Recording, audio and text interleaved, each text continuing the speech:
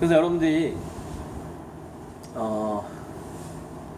몰입도를 높임으로써 세타파 상태를 만들어야 되고, 두뇌를 앞으로 인공지능 시대에 살아야 되기 때문에 자기 두뇌를 어떻게 내가 어떤 상태로 만들겠다라는 걸 한번 알고 넘어가야 되는 거예요. 자기 두뇌를 감마파로 만들기 위해서 아까 얘기했던 몇 가지를 실천해 주기 바라고, 그리고 인공지능 시대에는 타인과 자신을 비교할수록 손해예요. 자기 성적, 점수, 내가 진학한 학교가 명문대냐 아니냐, 비교할수록 손해다. 거기에 빠지게 되면은 그런 사람들은 인공지능과의 경쟁에서도 가장 빠른 속도로 밀려나게 돼 있어요. 아무것도 자기 친구하고 비교하면 안 되고 자기 내면으로 깊이 들어가야 돼. 그래야만이 가속성이 나오기 때문에 그래요. 자기 내면으로 깊이 들어가야만이 세타파가 되기 때문에 그래. 우리가 비교를 통해서 간만파에 이를 수는 있어요. 야, 너 오늘 영어 단어 몇 개 외웠어? 하면서 너보다 내가 더 많이 외웠지, 이러면서 비교할 수는 있어요. 그리고 두뇌가 굉장히 지적으로 바뀔 수도 있고 굉장히 많은 관점을 가질 수도 있어요. 그러나 그런 두뇌는 세타파에 절대 못 간다는 단점을 갖게 돼요. 절대 비교를 하면 안 된다. 주변하고. 자기 자신의 내면으로 자기 자신과의 경쟁만 해야 된다. 경쟁을 하고 싶다면. 그래야지 세타파가 가능하고, 지금 제가 얘기 못한 게 예술적으로 사는 거하고 진로 얘기인데,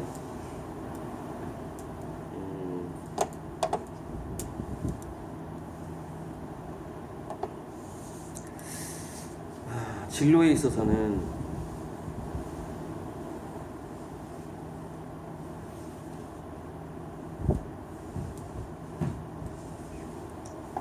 앞으로 이게 중요해요. 인공지능의 특성을 잘 알아야 돼요. 그래서 학벌이나 자격증에 의지하면 안 된다라는 거. 이게 이제 인공지능 이후에 이런 직업들이 사라진다 해가지고 6가지 특성이에요. 확대해보자고요. 그래서 앞으로는 여러분들의 몸이 직접 참여하는 체험형 공부,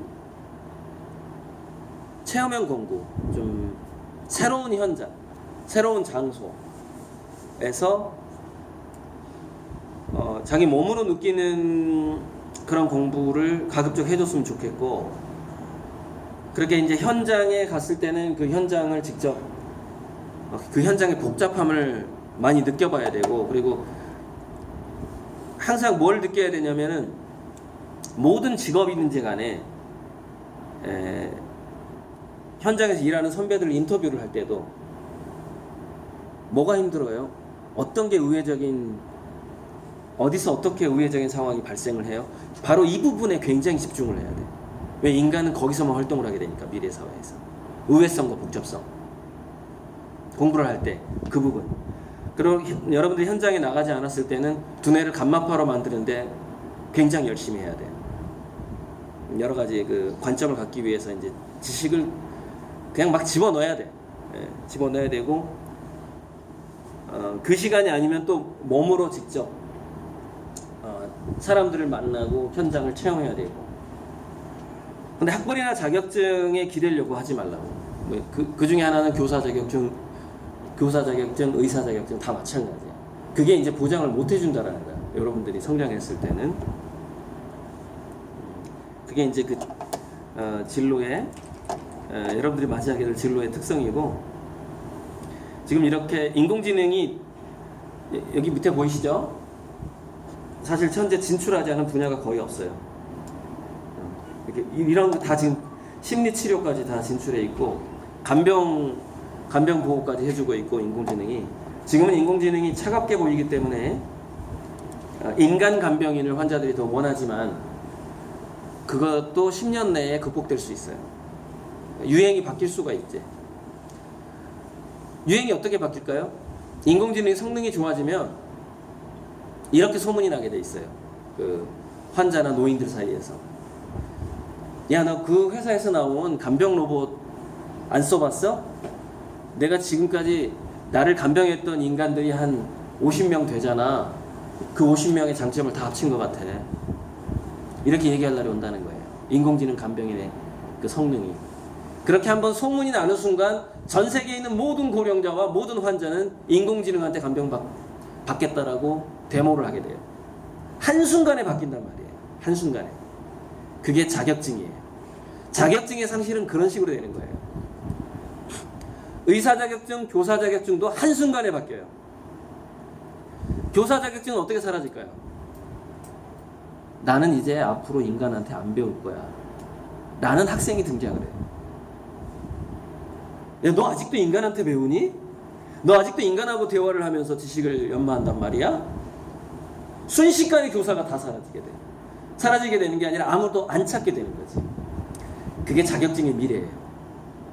자격증이 절대 보호해주지 않는다. 인공지능은 무섭게 미래 문명을 접수하게 돼 있다. 그래서 여러분들의 그 두뇌의 상태, 아까 제가 얘기했던 늘 창의적인 상태에 머물기 위한 노력이 굉장히 중요하고, 3세, 7세 아이들은 기본적으로 보상을 바라지 않는 몰입 상태이기 때문에 사실 그 3세, 7세 아이들의 두뇌를 예술적 인간이라고 하는 거예요. 그래서 창의성이 가장 높은 연령대를 보니까 태어나서 6.6개월 때 가장 높다는 거예요. 그러니까 7살 넘기 전에 5살에서 7살 사이. 그러니까 인간이 열린 사고를 가장 잘하더라는 거죠. 그래서 피카소가 한 말이 있잖아요. 나는 어린아이가 되기 위해서 평생을 노력해왔다. 80대 한 말이에요, 피카소가. 예술적 인간이라는 것은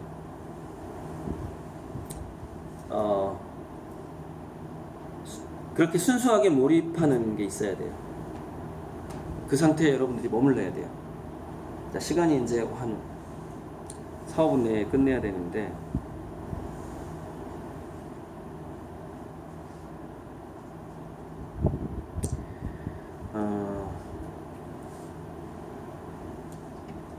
향후에 생물학의 시대가 오는데, 뭐 생물학이라는 것은 뭐 물리학이라든가 화학하고 분리되어 있는 영역은 아니죠. 그런데 이렇게 되는 거죠. 인간들이, 인공지능은 지갑을 가지고 다니지 않는다는 걸 알아야 돼요. 인공지능은 돈을 받지 않고 서비스를 해줘요. 돈을 쓸 줄 모르죠. 인간들이 돈을 쓰게 되거든요.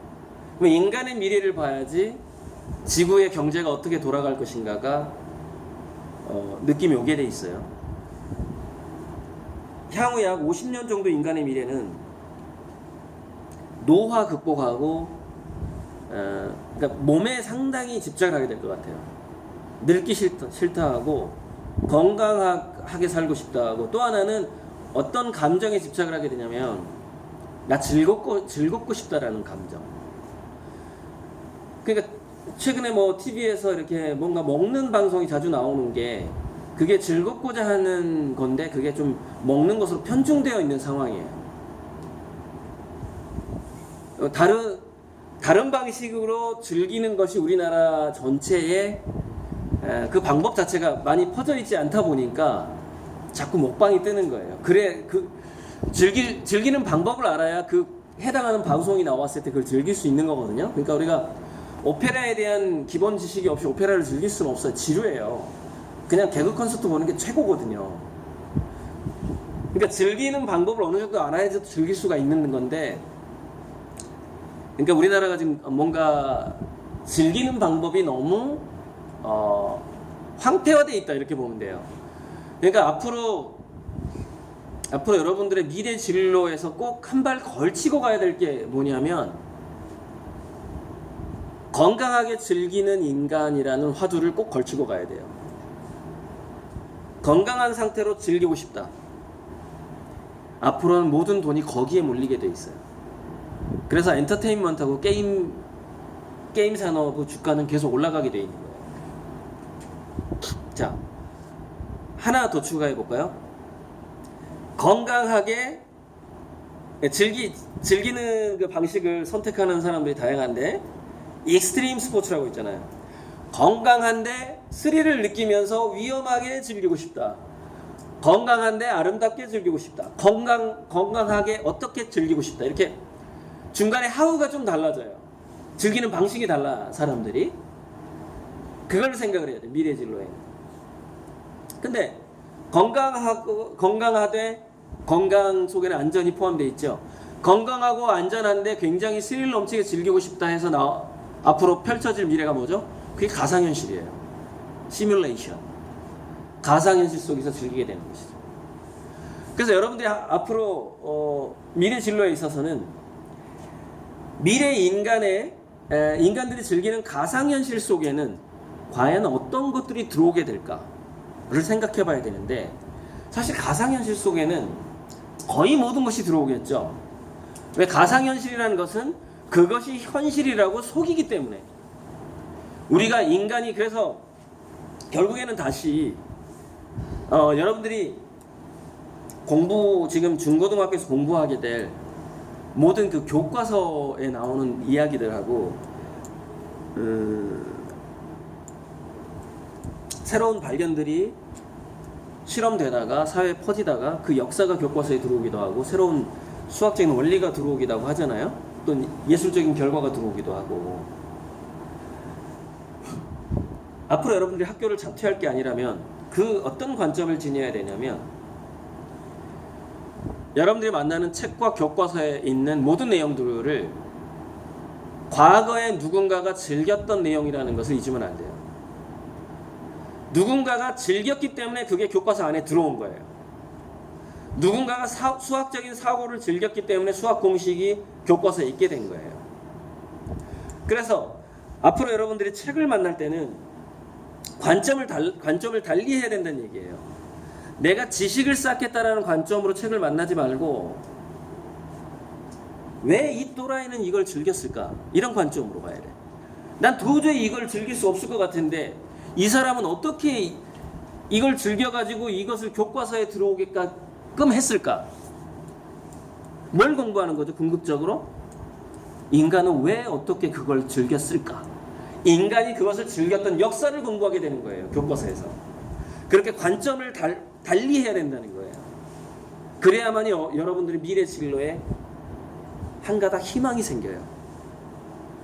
뭔가 여러분들이 갈 곳이 생긴단 말이에요. 그런 방식으로 두뇌를 늘 돌려야 된다는 얘기예요. 지식을 쌓는 관점은 버려야 돼요. 인간은 어떻게 즐겨왔는가, 이 관점으로 접근해야 된다는 거예요. 미래 진로 하나만 더 얘기 끝낼게. 이제 진짜 12시 됐네. 또 하나는 아까 감마파 얘기를 했는데 굉장히 입체적인 시각을 가졌을 때 감마파가 된다고 했는데, 여러분들이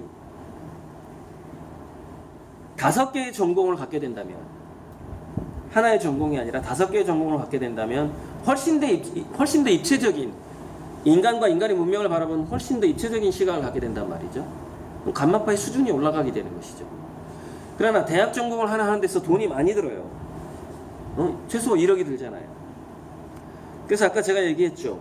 분야별로 1000권씩 읽으면은 그 분야의 사람을 능가하는 것도 생긴다. 그래서 이렇게 하세요. 여러분이 전공하고자 하는 분야의 분야는 한 5000권 정도를 읽으시고, 그 밖에 여러분의 전공과 상관없는 분야를 4개에서 5개를 선정을 해서 각각 1000권씩 읽으세요. 아주 빠른 속도로. 그렇게 해서 여러분들이, 저는 40대가 됐을 때 10,000권을 돌파했는데, 여러분들은 30대에 10,000권을 돌파했으면 좋겠어요. 저는 10,000권을 읽는 시간이 한 20년 정도 걸렸어요. 여러분들은 그걸 좀 더 단축시켰으면 좋겠어요.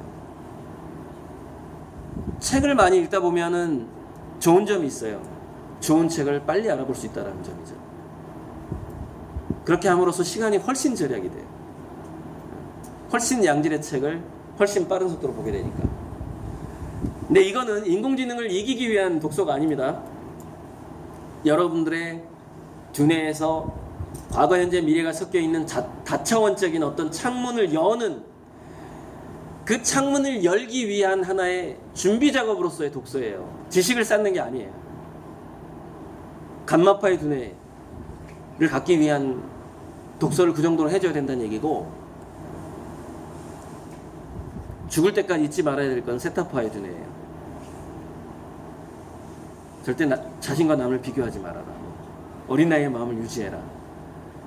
삶과 죽음의 경계를 뛰어넘는 정도의 어떤 두뇌 상태, 그런 명상의 상태까지 한번 가봐라. 뭐 이런 거예요. 자, 강의 마치겠습니다. 이상.